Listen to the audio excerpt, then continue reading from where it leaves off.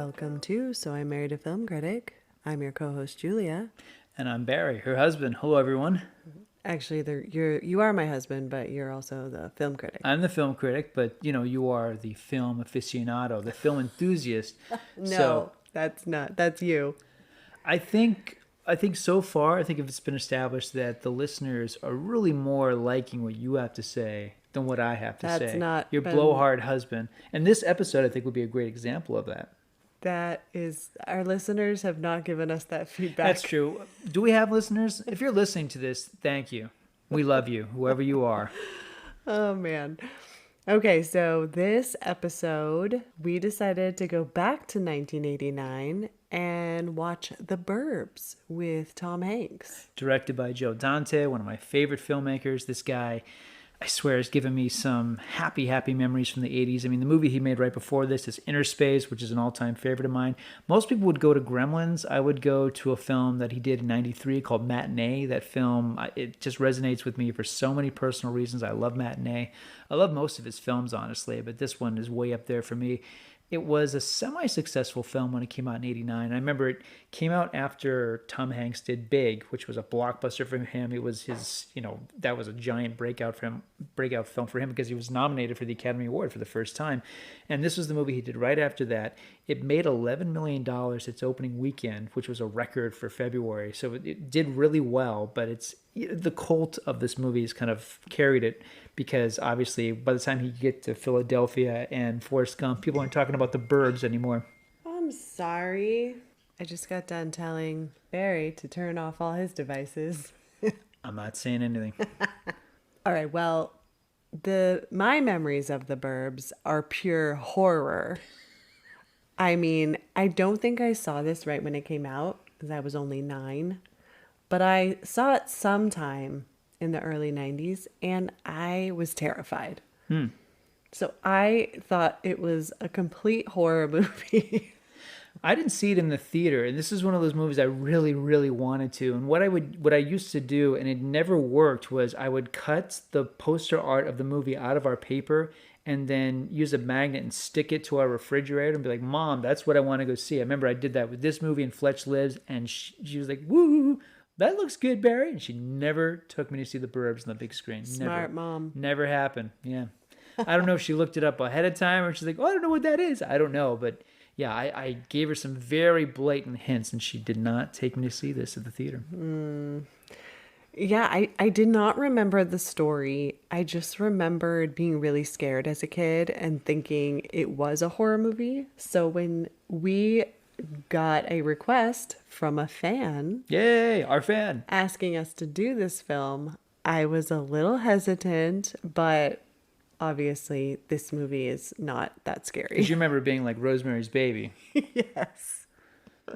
Yes, just completely terrifying. And that experience was not rehashed the other night. You did No, not. the other night when we watched it, I think the next day I told you it wasn't really scary enough. It wasn't really funny enough for me. Oh, that hurts. Oh, man. Okay. All right, Yeah. well, let's get into it. So this movie begins with this gorgeous opening shot where the Universal Studios logo just becomes the planet Earth, and there's this super pan into Earth, and you basically see all the land come flying up at you, and you're into this little suburban neighborhood done without computers. This is a practical optical effect. It's beautiful. The Jerry Goldsmith score, one of my favorite scores of his. It's eccentric. It's strange. And as the film progresses, he actually has a theme for every single character, which is such a strange choice. Even the dog has its own theme. But I love the Goldsmith music. I love the ambiance that's set at the very beginning. It's nighttime, it's suburbia, and it's established that Ray, played by Tom Hanks, the house right next door to him, there's all sorts of weird shenanigans going on. He takes a little late night walk. He's in his pajamas, and he sees light as well as sound and all sorts of swirling of wind. Yeah, all sorts of strange going on in this house. And he can't quite figure it out, and neither can his neighbor. He has a sense. We get a real ominous glimpse of Bruce Dern's character, Rumsfeld, who's across the street. We see him in silhouette smoking a cigar, watching the same thing that Ray is. That there's some weird stuff going on at the neighbor's house, but they can't quite figure out what the sound is, why the elements of Earth are acting differently around this house. Yeah, I think it takes place in a Chicago suburb. and we're on a cul-de-sac, and the whole movie takes place on this one street. It's Mayfield Place, which is definitely that's an old school reference. But later on, they make a reference to a place called Hinckley Hills. I'm afraid that might be a tasteless reference to John Hinckley, the man who shot Reagan. So I suspect that's on purpose, considering what the film is about. But we'll get there. Okay. Well, I do have to say, I think my favorite character is Queenie, the dog. Wow. I think she's the dog. a great dog acting. This is going to be a rough one, listeners. Wow. Okay, because the next morning, Queenie's owner takes her out and just lets her go, and she just goes and craps on the neighbor's lawn, and she does this on everybody else's lawn. And as I said, like Jerry Goldsmith has a theme, like every single character has their own theme. And when the dog runs out, I mean, I don't know if he just did it himself into a mic, but you hear ruff, ruff, ruff, ruff, ruff, ruff. It's so goofy. I love it. And Queenie looks a little bit like our dog. A lot like our dog, actually, yeah. Yeah, I just thought she was really Is that funny. why you're like, oh? Yeah, I was kind of like she's in the movie. Oh, that's sweet. But everyone else, boo. No. I actually like all of the actors and the characters in this movie. I think it's just more the story that I'm not crazy about. All right, so in this opening montage, one of the biggest laughs in the movie, it's a total throwaway joke, but this newspaper boy is terrorizing this neighborhood. He's throwing the newspapers right at the people as they're outside their home. And at one point, the kid hits Tom Hanks, and Hanks like tosses his coffee at him. It's great. It's great. I love it. Yeah, just in a moment of like, oh, I hate this kid. Yeah. So Ray's character, Hanks's character, Ray. Yeah. It's established he's taking the week off work, and I'm guessing he's just stressed out. You want to know the answer to that? Yeah. This is an element that was cut from the film. I do want to know. I know all sorts of Burbs trivia. So in the original cut, you didn't find out until the end, like the last scene of the film, he confesses to his wife he got fired. So that explains why he's so mopey. In the dream sequence, which we'll get to, there used to be a quick moment where the wonderful actor Kevin McCarthy shows up as his boss. So, but it's kind of neither here nor there. And it makes sense that they cut it, because by the end of the film, it's like, well, who cares? After all the things he's accomplished, who cares if he's unemployed? But they could have established that this is why. And Carrie Fisher's character playing his wife, she's completely aware of what's up. Yeah, I think it would have been helpful to know, because she's like, let's go to the lake. Let's go do something. And he's like, I just want to relax at the house, It's like, why? It's interesting, too, because this is Hanks after he won the Oscar. Nominated. Sorry, he was nominated for the Oscar for Big. But you wonder, like, why this movie? Because I love him in this movie, but to even hear this character say, like, I just want to sit around, I want to drink 100 beers, I want to smoke a cigar, watch the game. You think, like, was James Belushi unavailable that week? Or, like, who I would have picked if I was casting this film in the late 80s? Rick Moranis. I think Rick Moranis would also have been a really great choice too. So Hanks is like, you can't quite imagine him being like this mopey husband, but I think he works really well. But all that to say, like, I wouldn't imagine the actor for this role, which is one of the reasons I love him in this movie, because it's kind of bizarre that he's in a movie like this. Mm-hmm. Yeah. Although the one he did after this was Turner and Hooch. We're in that period of Hanks's filmography, which is crazy. Well, he didn't know that he was going to be so big, so he's just big. Trying to see what I did there. Well Not done. on purpose.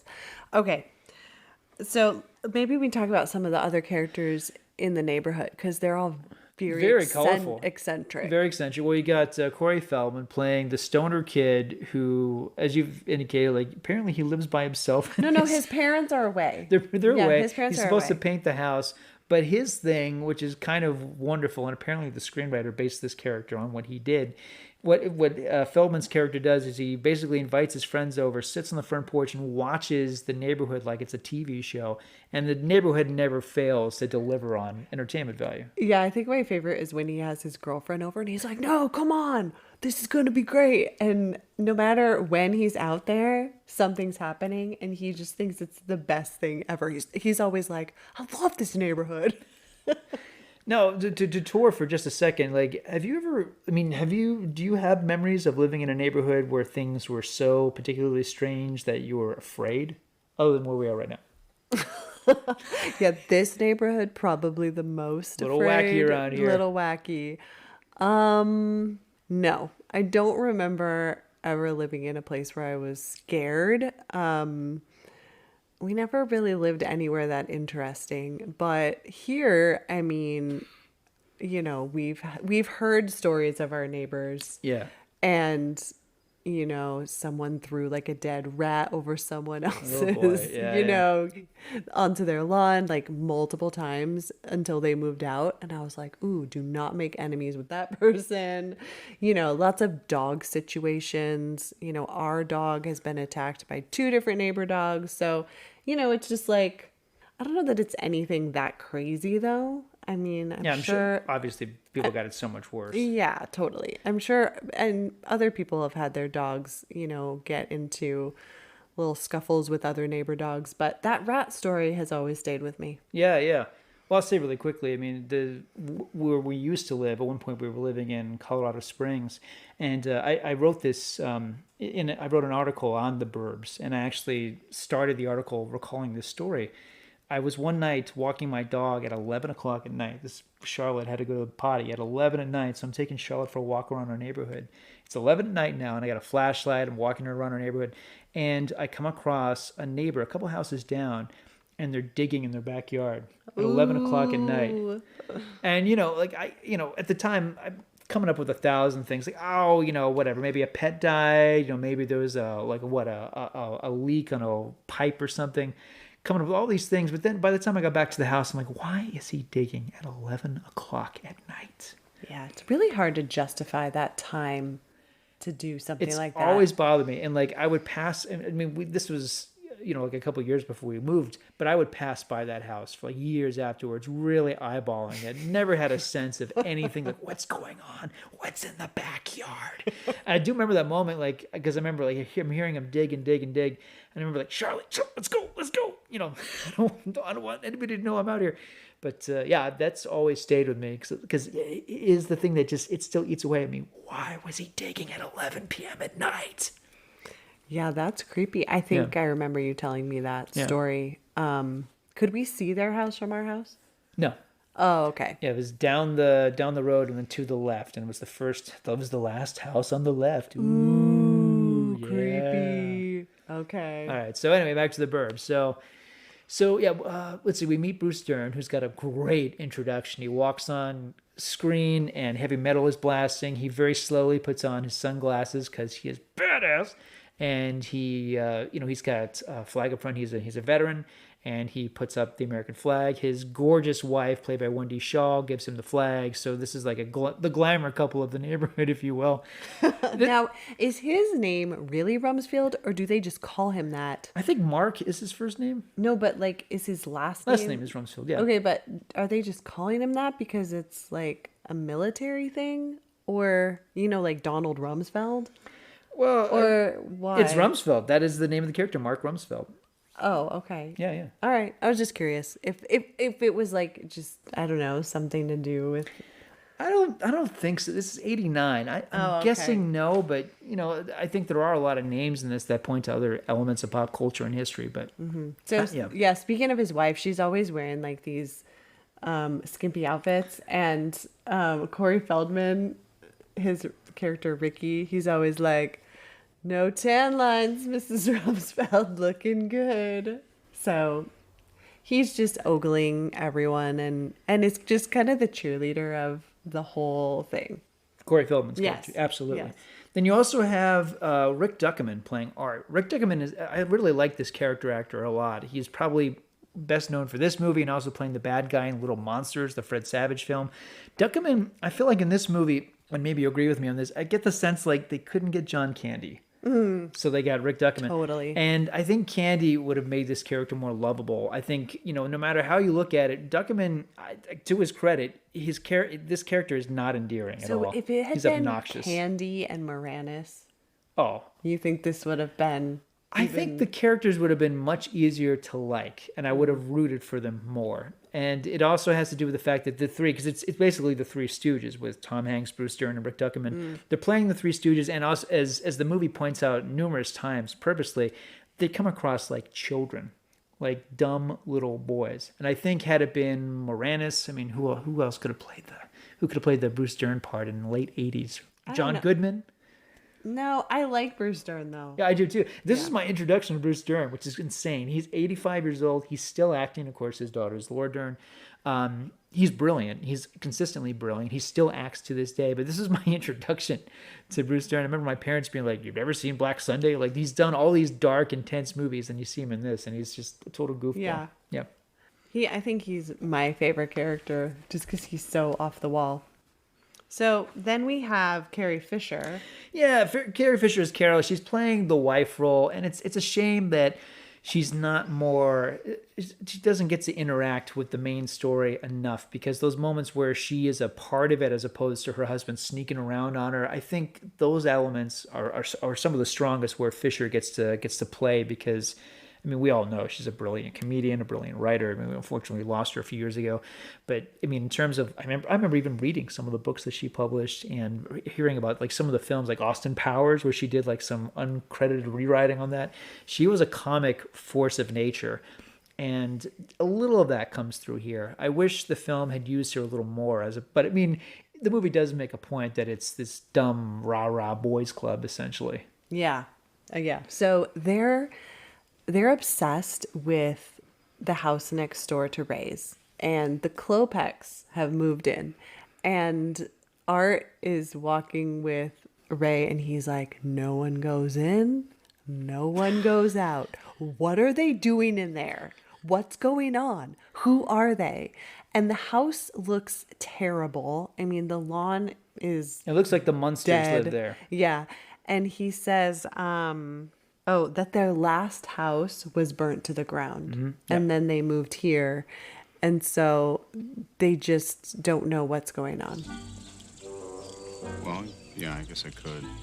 You know, this would be the perfect time because you could go up and talk to him. We could see what he's like, Go.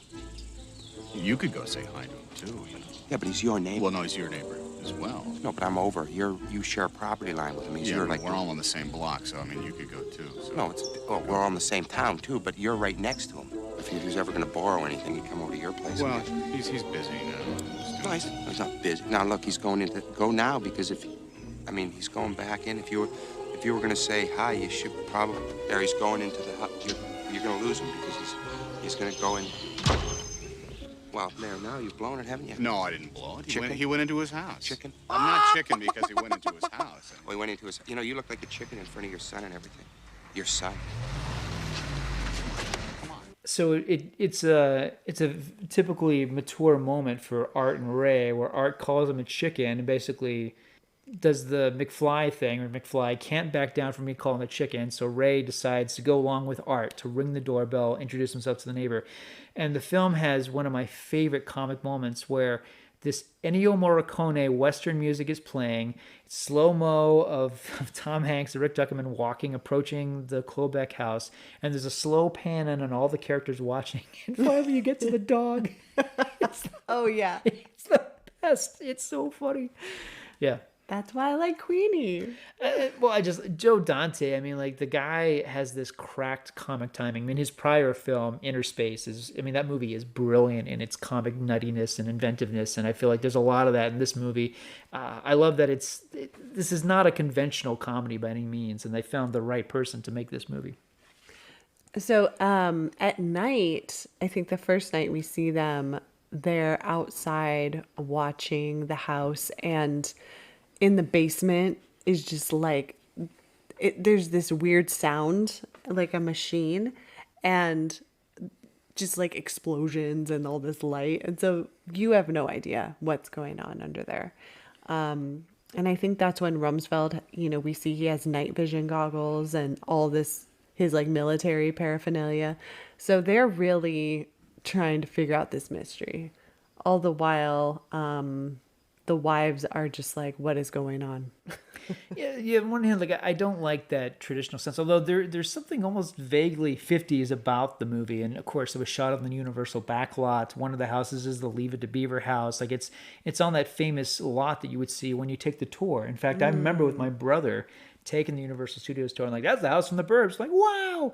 But Yeah, so the film I think has that innate 50s feel in terms of traditional, like fathers knows best in that sense. I think Corey Feldman is what makes it an 80s movie, frankly, the way his Yeah. attitude, because otherwise this could have taken place in the 50s or the 60s. I mean, I think most sci-fi genre fans know that it has a lot in common with the Twilight Zone episode, The Monsters Are Due on Maple Street. So yeah, I do think that's one of the reasons that the women are treated in like a very stereotypical 50s way, where the men are kind of henpecked, or they're like not trying to not include their wives.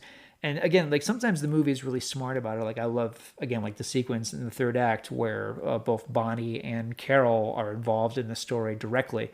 But yeah, for the most part, and these are really sharp comic actresses too. I think they should have had more to do in this movie than just be like, oh boys, a little too much of that. Yeah. So at one point they see that there's three people in the backyard of the Klopek's house like digging, and it looks like they're digging grapes.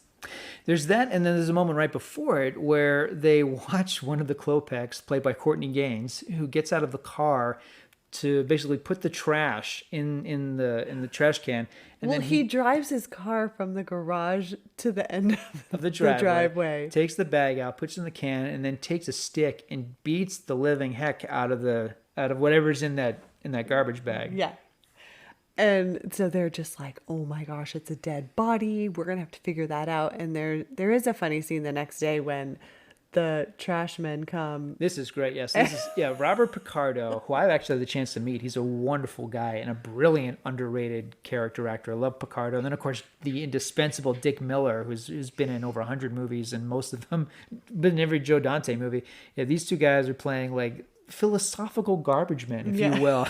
It's like, these are new characters. In fact, if they had just done movies about these characters, I'd be happy. Because at one point, Rick Duckerman is running towards the garbage man. He goes, "Garbies!" And I'm like, that would have been a title for a movie, Garbies, with Picardo and Miller. I'd totally see that. But anyway, because it's established, like, okay, we'll wait for first light. We'll check the garbage bags and see what the Klopeks put in there. But yeah, by the time they get to it, the garbage men are already there. And the neighborhood lunkheads, our three leads, are going through the garbage, and they leave it. They just leave it, and the garbage men also leave it like in the middle of, like right in front of the Klopek's house, where it stays for the rest of the movie, which is great. It's this visual gag that just keeps on giving. It's really funny seeing just cars. They just keep driving over this pile of garbage. Putrid trash. It's great. But they keep saying like, well, once the garbage is out on the curb, it's public domain. We have the right to go through this trash. And the garbage men are just like, really? Dang, all right. Well, the garbage men are just besides themselves watching just how idiotic these three are. And at one point, Dick Miller's character goes, "I hate cul-de-sacs." Yeah, I hate cul-de-sacs. All right, well... Then, when does Carol get involved? We should talk about, because I think we're skipping over some stuff. I mean, for one thing, there is the sequence, because it leads to the dream sequence, and maybe it's that night where Ray goes for a walk and he meets up with Tom Hanks meets up with Rick Duckerman and Corey Feldman's characters. It is a lovely night, isn't it? Yeah, green sky tonight. Green sky at morning. Neighbor take warning. Green sky at night. Neighbor take flight.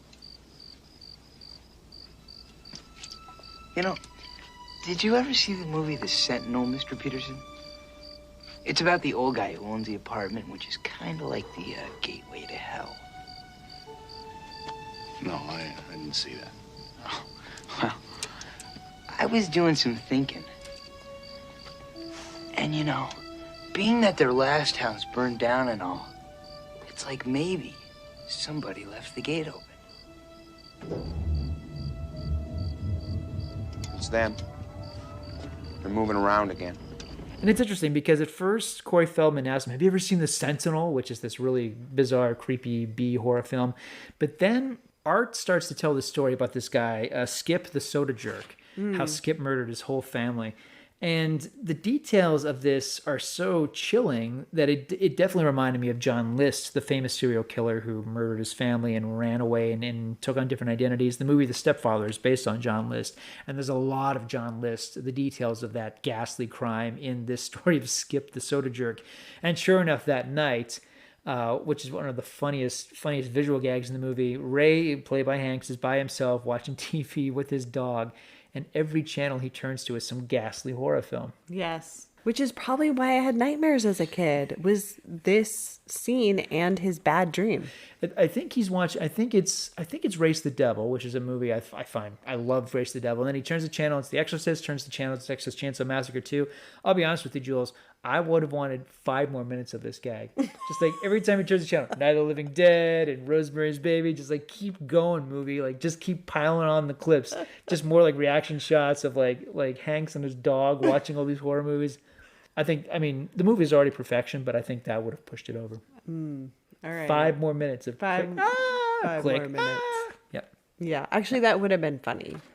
But they only did it 3 times. So. Oh, yeah. And they're like, okay, Exorcist, Exorcist, Texas Chainsaw. Okay, that's all we can afford. Let's move on. Next scene. So we get to the dream sequence. And I like the way it begins, because if initially it doesn't feel like a dream sequence at all. Hanks gets up in the middle of the night going for a walk, no big deal. Chainsaw cuts through the wall, cuts his family photo in half, smoke appears, and the whole thing becomes overtly, in a real jokey way, a dream sequence. And very quickly, Hanks finds himself on a barbecue the size of our house, and he's surrounded by Satanists.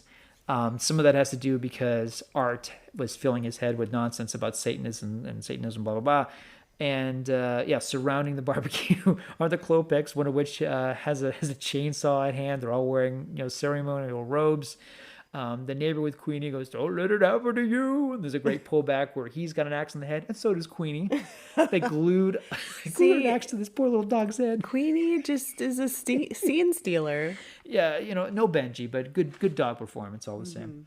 So it ends. The dream sequence ends where one of the Klopeks goes, "Leave us alone," and Hanks wakes up, and I swear, Mr. Rogers' "It's a Beautiful Day in the Neighborhood" plays in its entirety in this montage of Ray drinking his morning coffee, looking suspiciously around the neighborhood. It's wonderful. It's such a great use of that song to menacing effect. I love it. I wonder if Fred Rogers was even aware of this, or if he was just like, not going to see that movie. I don't know. But and by the way, let's not forget who played Mr. Rogers. Yeah, I know. I thought Isn't that of fantastic? that. I thought of that. Like, man. full circle. Yeah. Yeah. Yeah, and there's no scene in that movie where Hanks and Mr. Rogers go, "Did you see that ghastly movie? No. The one that uses my song?" Well, so is the next morning when we find out Queenie is alone?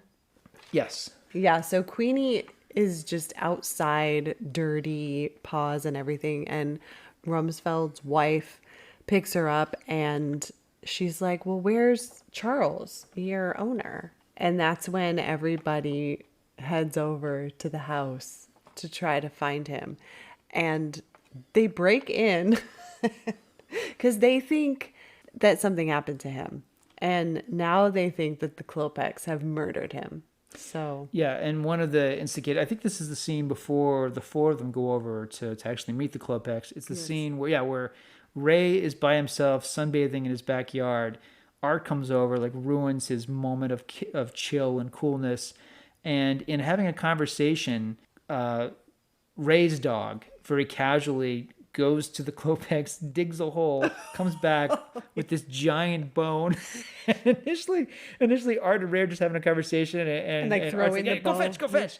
But eventually they realize, it's very cartoonish reveal. They realize the size of this bone, and it's a femur bone. A femur bone. And I gotta say, I think this, whatever, it's a comedy, but I think this could have been genuinely chilling if the bone had some gristle, maybe some dried blood on it. It looks like a dinosaur. It looks bone. like a prop. Yeah. It's completely white.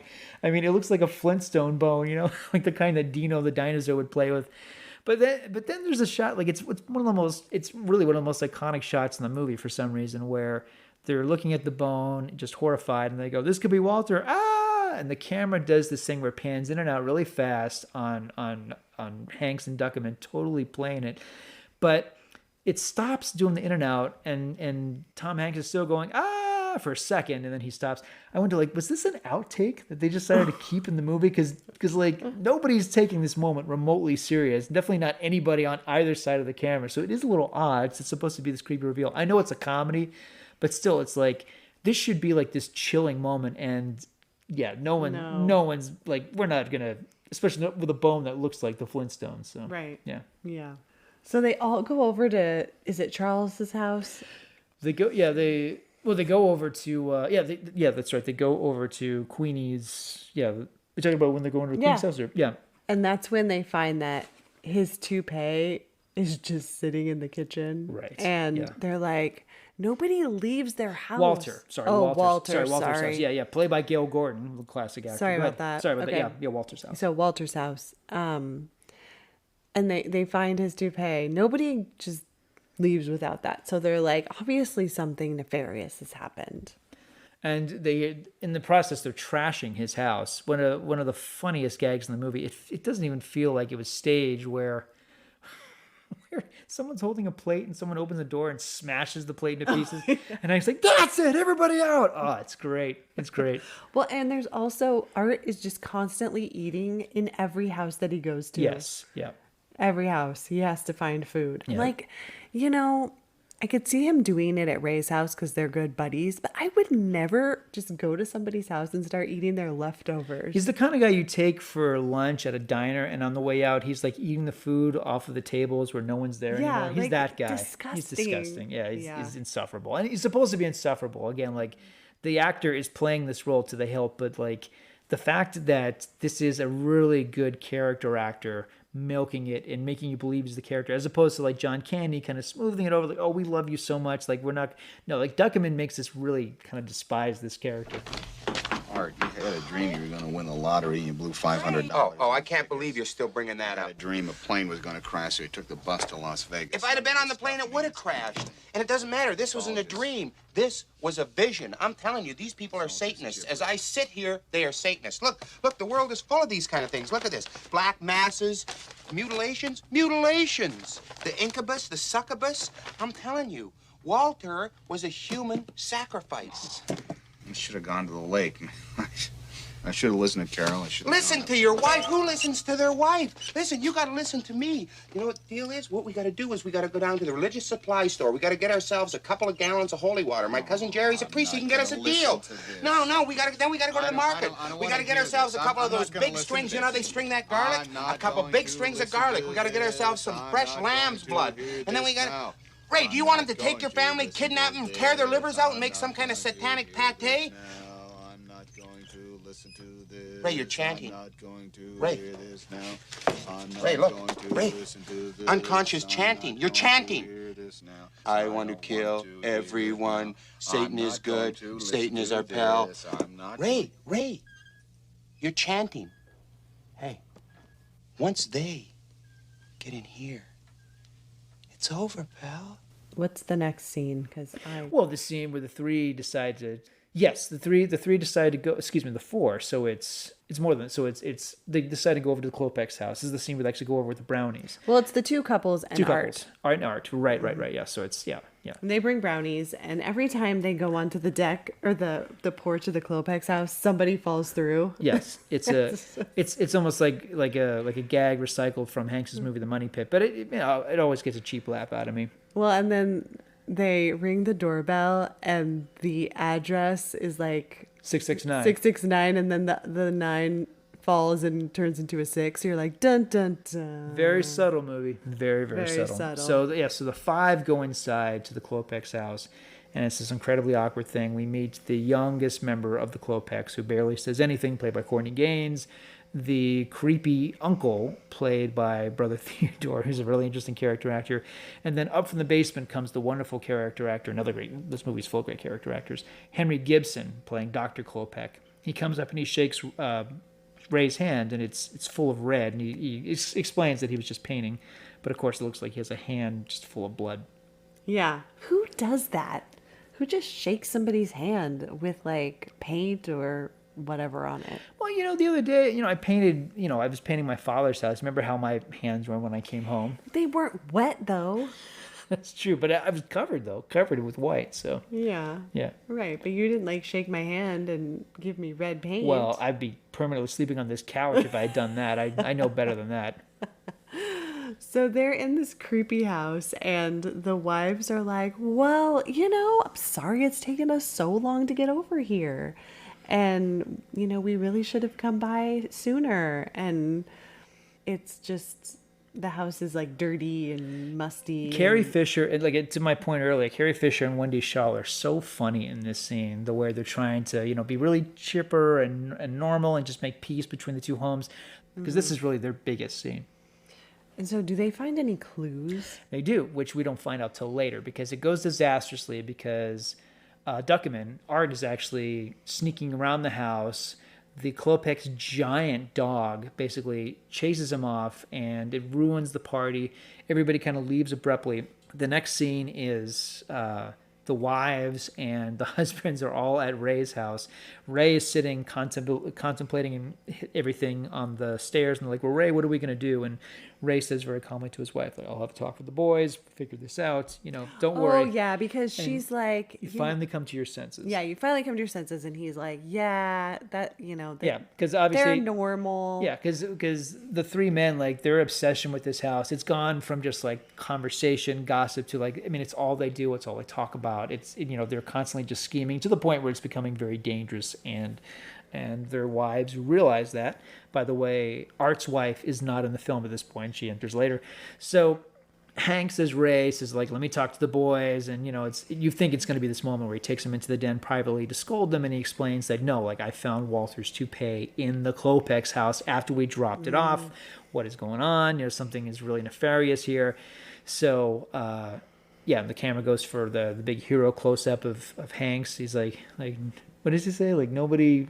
What is the line? Oh, I can't even remember. Anyway, yeah, so it's like it's putting the plot in motion to the third act. He's like, nobody knocks off a neighbor in my town. Like, we're gonna solve this. We're gonna go mystery. back. We're not gonna, because the Klopeks are leaving the next day. It's established, so they're gonna go back as soon as the Klopeks leave. They're gonna go invade that house, and they're not gonna leave until they find a body, because they're convinced that Walter is there. So the next day, it's a great shot of the Klopeks car leaving, and it's reflected in Feldman's glasses. Like, ooh, that's so cool. And this is '89, so they've done without computers. So this is like that. It's a simple shot that probably took hours to get right. Yeah, and Feldman is inviting all his buddies over now. It's like big party party because things are super psycho over at Mayfield Place. Yeah. So he gets all of his buddies, and it's like a big rock show. And Bruce Dern, in full military fatigue, is on the roof, and Ray and Art are climbing over the fence. It's it's a lot of shenanigans and slapstick, and it's enjoyable because Art is an annoying character, and he's constantly punishing himself by he gets electrocuted. I mean, he decides falls through a roof. It's great. He decides to cut the electricity by just winging it. Yeah, and like taking clippers and just cutting the line. So stupid. And completely electrocutes himself. A visual gag I love when he recovers from that. His fingernails have all turned black, and he douses them by putting it on his tongue, and you hear that. Tss, tss, tss. Oh, it's great. It's great. Nice little Looney Tunes gag. Yeah. Yeah. So Bruce Dern is on the roof. He's kind of the lookout for the whole operation, and the other two are in the backyard for, I don't know, hours digging. Yeah, there's holes everywhere. I mean, like, anyone, are they ever going to cover this up? Like, no, they're just like leaving these massive, like, empty graves in the Klopek backyard. Yeah, so they finally decide to just break in and go inside. And they go down into the basement, and there's a huge stove. And there's a creepy face on the stove, which nobody ever comments on, like a creepy, like almost like a heavy metal album cover on the furnace. Yeah, and they're like, well, maybe it's just how they heat their house. And he's like, who heats their house to 7,000 degrees? So they decide to, Ray decides to start digging at the foot of the furnace. Like it's dirt. There's got to be something under there. So he's digging and digging and digging. And so we're constantly going back and forth between the progress inside the house and meanwhile the shenanigans outside the house. At one point, Bruce Dern's character, he slips and falls off the roof, and all of Corey Feldman's stupid friends are like, yeah, woo! Yeah. So finally, Ray... He hits a gas line. He hits a gas line. And it's one of those moments like, run! run. Yeah. And then simultaneously at the same time, because a bit of business we forgot, the Klopeks have come back early. No one noticed. So the Klopeks do a U-turn, leave, and then they come back with a cop car just as Art is running from the house going, run! The house explodes in a blaze of glory. Out from the house, which is just flaming on fire, gone with the rooftop stabbing the cop car. Out comes Ray, who, Hank's full of prosthetic makeup. He looks like he's just been beaten, and he's got holes in his shirt and singed, and he's got smoke coming off of him, which is another great gag. So clearly the neighbors have lost. The Klopeks have gone to the authorities, and the neighbors have been caught. And of course, another detail that we forgot was that Walter comes home because it's been established that he was just gone this whole time. Well, And that they took him to the hospital because he thought he was gonna have he was having a heart attack. And a detail even I caught the first time, wouldn't it just be like maybe the Klopeks decided to get Walter's mail? Yes, and that's exactly why Walter's mail and his toupee was at the Klopeks' house. Right. So yeah, Yeah. So movie's wrapping up at this point. yeah, it's wrapping up, and Hanks is telling his wife basically, "I'm sorry. This is crazy." And Hank says his big Oscar moment in this movie where it's like, it's not them, it's us. He has this total breakdown. Yeah. Clearly his big Oscar moment. And I love it. It's great. And I'm a shell of a man because of you, Art. You leave now, soldier! You leave them alone! Get off their case already! They didn't do anything to us! They didn't do anything to us! All right, so they're different, so they keep to themselves! Can you blame them? They live next door to people who break into their house and burn it down while they're gone for the day! Remember what you were saying about people in the burbs, Art? People like Skip? People who mow their lawn for the 800th time and then snap? Well, that's us! It's not them! That's us! We're the ones who are vaulting over the fences and peeking in through people's windows. We're the ones who are throwing garbage in the street and lighting fires. We're the ones who are acting suspicious and paranoid. We're the lunatics! Us! It's not them! It's us. And this is the point where even, now as a much older person than when I first saw this movie, I'm loving the film because I'm going, yes, movie. Yes, this is awful. These characters may be funny and comical, but what they're doing is so terrible. The fact that their neighbors are strange, they have funny last names, they have accents, they keep to themselves, they're not like everyone else in the neighborhood. Yes, there's something that feels very contemporary about this. I hate that these guys are terrorizing the Klopeks, and the Klopeks, their crime is that they're weird and aloof. But I'm thinking, this is, even watching it, I kind of forgot how it wraps up because it's so goofy. But it does seem like if the movie just ended here, where it's just established that the Klopeks are just bizarrely normal people.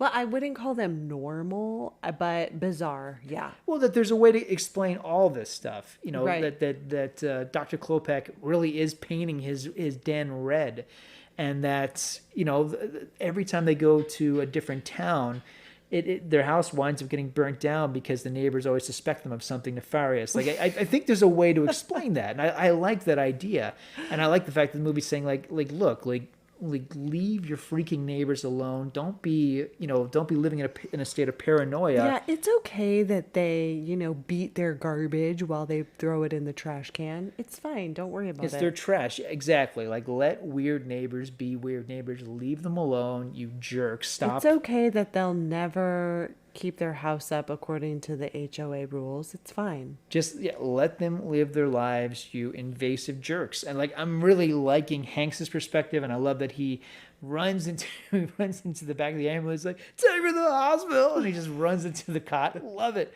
And Carrie Fisher, one of her great Deadpool moments, she's like, I'll just find out what hospital you're at, and I'll come see you. He's like, okay, honey, and he closes the door. And so then we have the big turn of the third act, which is that suddenly Dr. Klopek is in the back of the ambulance with Ray. And initially, you think oh man, this is going to be this cringy moment where he's Ray has to be I'm so sorry I burned down your house. This is just really oh, it's so embarrassing that this happened. And instead, Dr. Klopek is saying do you think I'm an idiot? Do you find me an imbecile? He's and he gets to the chase you saw my skulls, didn't you? So creepy reveal, which is that all of Ray and Art and Rumsfeld's paranoia is real and justified. It turns out the Klopeks are indeed They're murderers. multi-serial killers, Satanists, everything you can imagine.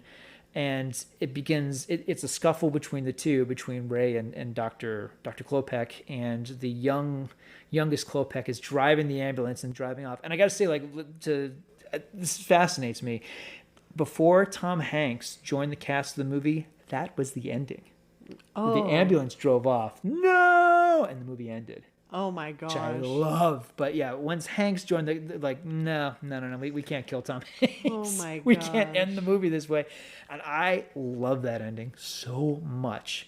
But no, what ends up happening, there's a few versions of this ending, like even the Blu-ray I was looking at the other night, there's an alternate ending, and it's almost the same thing. It basically comes down to the Klopeks are bad, there's a scuffle, and then everybody is aware of what's going on. Initially they just start fighting in the ambulance. The ambulance does not drive off, and suddenly everybody opens the door and goes, huh? And they arrest him on the spot.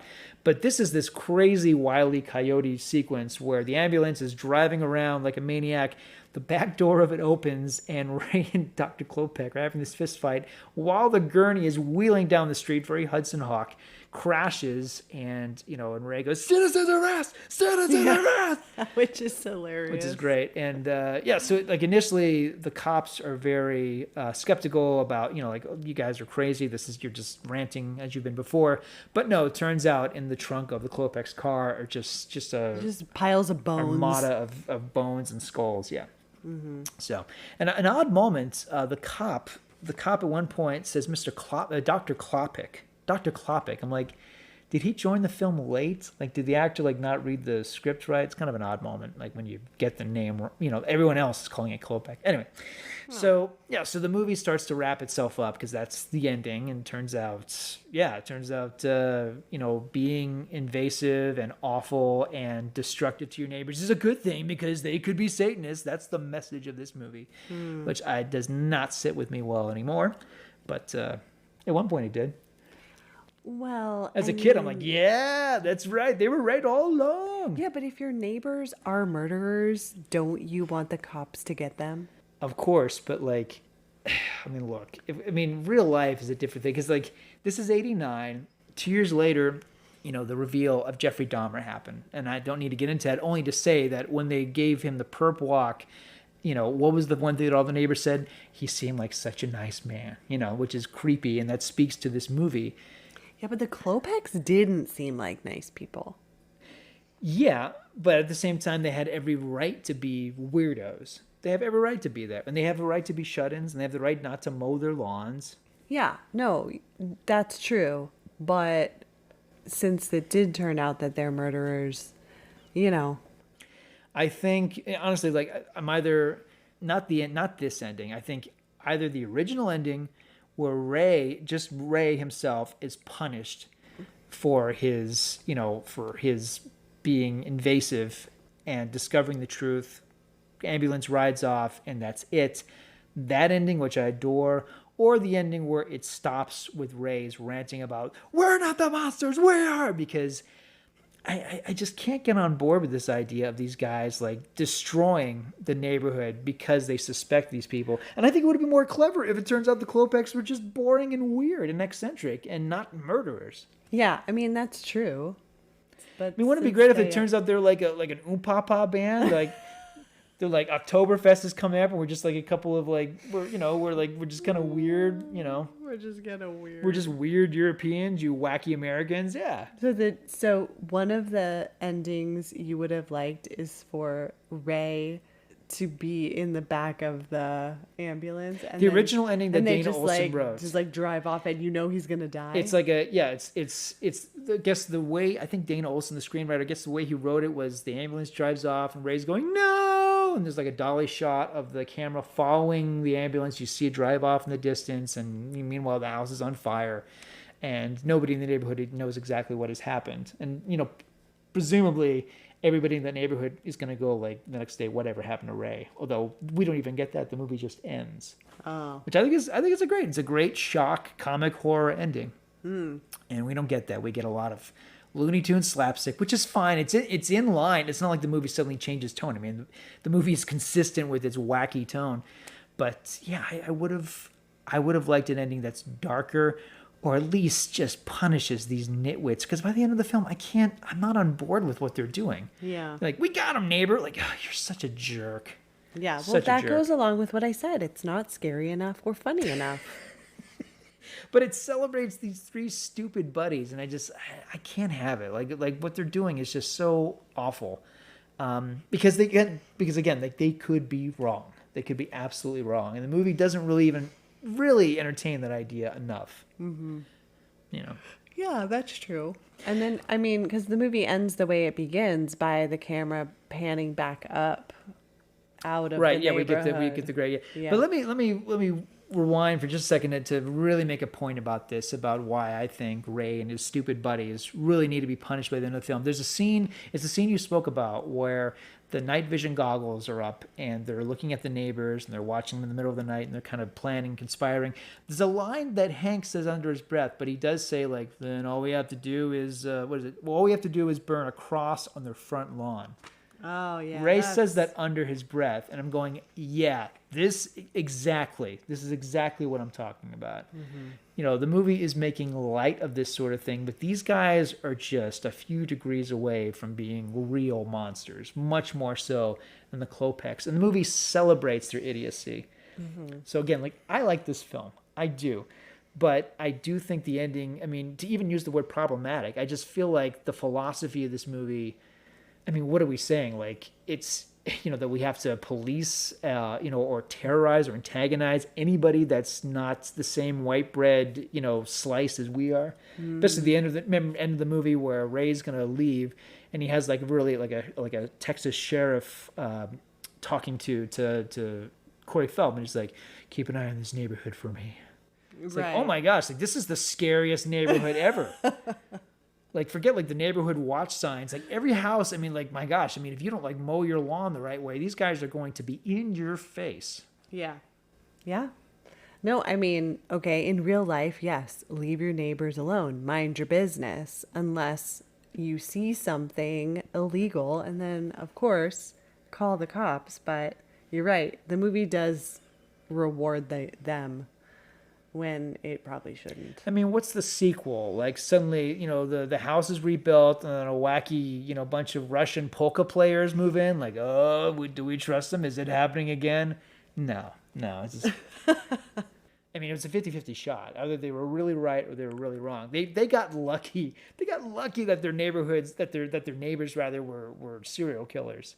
They got lucky. It was really lucky for them, because otherwise they're all going to jail for the rest of their life. Everyone is going to move out of that neighborhood. It's going to be this terrible neighborhood that everybody talks about as a cautionary tale. Instead, at the last possible minute, total, you know, a Deus Ex Machina, total Ghost in the Machine screenwriter moment where it's like, oh, turns out they were right.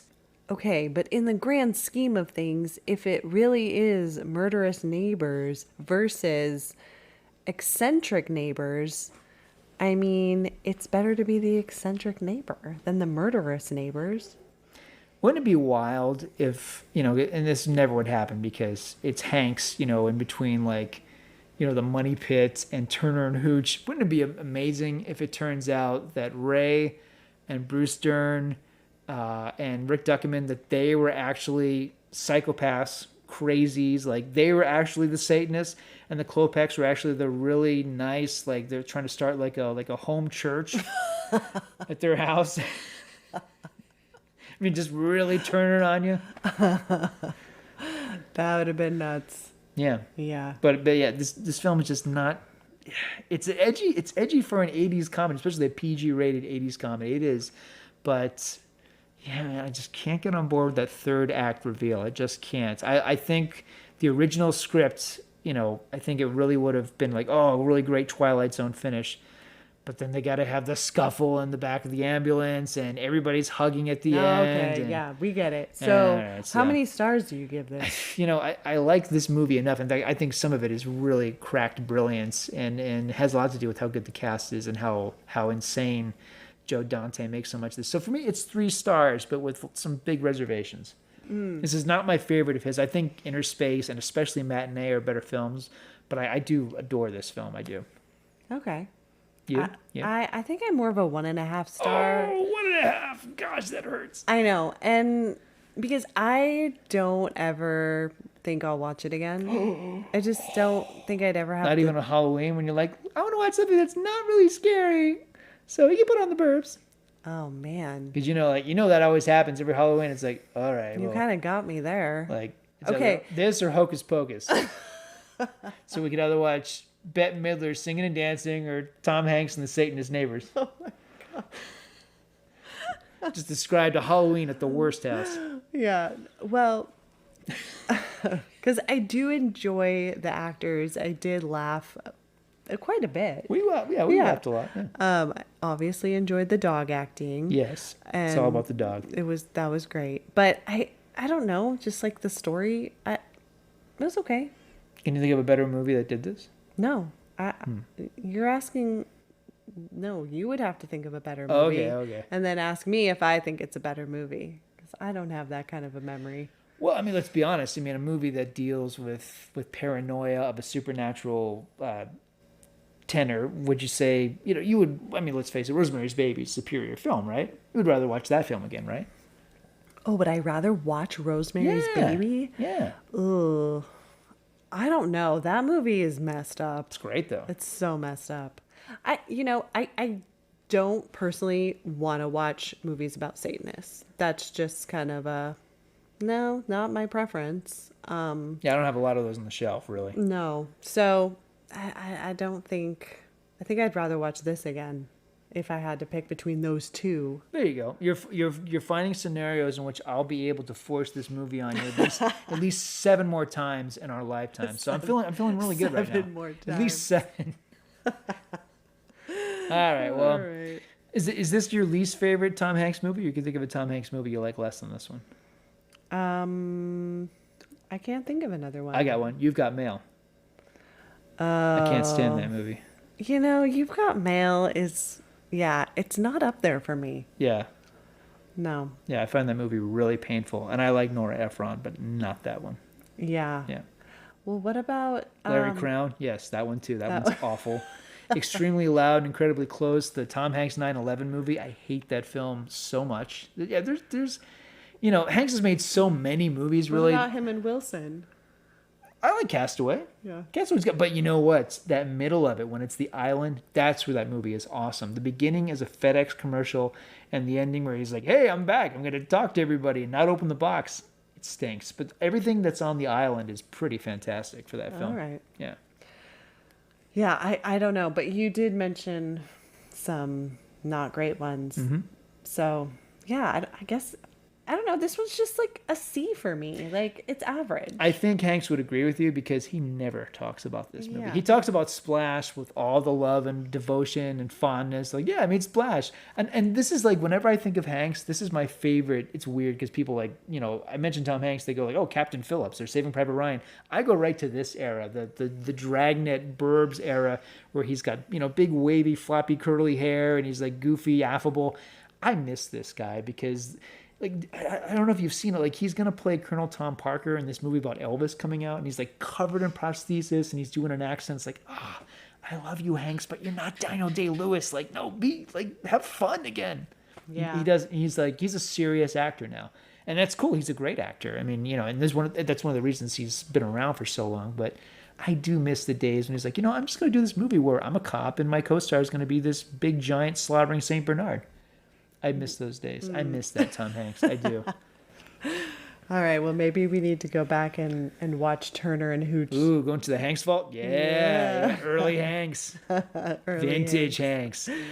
All right. Well, Bosom Buddy Hanks. do you have anything else you want to say about the Burbs? Pizza Dude. No, I'm good. Yeah, Pizza Dude. All right. Such a quotable film. Well, if you have any recommendations for Or neighbor us, stories. Scary neighbor stories. or a film you'd like us to discuss, send us a message through our Instagram. So I married a film critic underscore podcast. Yes. And follow us there for our latest updates. Until then, thanks everybody. Good night, neighbor.